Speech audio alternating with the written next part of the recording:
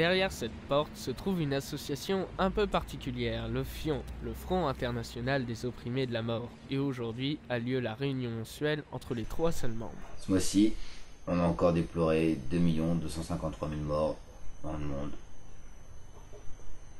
Putain. On n'y arrivera jamais. Des fois, je me dis que on fait tout ça pour rien. Non?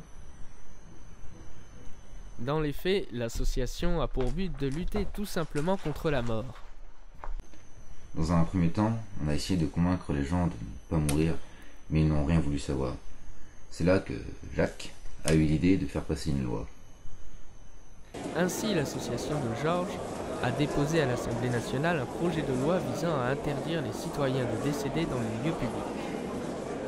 Tout comme pour la cigarette, les contrevenants s'exposeraient à une amende de 68 € s'ils venaient à mourir dans des lieux comme les restaurants ou les écoles.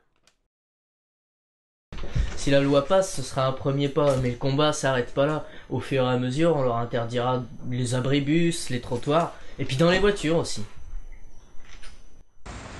Mais dans certains lieux, le texte pose quelques problèmes et suscite l'incompréhension de certains. Ils veulent empêcher les gens de mourir dans les hôpitaux. Mais ils sont complètement cons. Malheureusement pour le FION, la proposition de loi a été rejetée à l'Assemblée nationale avec seulement une voix pour, celle du député de droite communiste. Au siège de l'association, l'heure est au désespoir. Je ne comprends pas.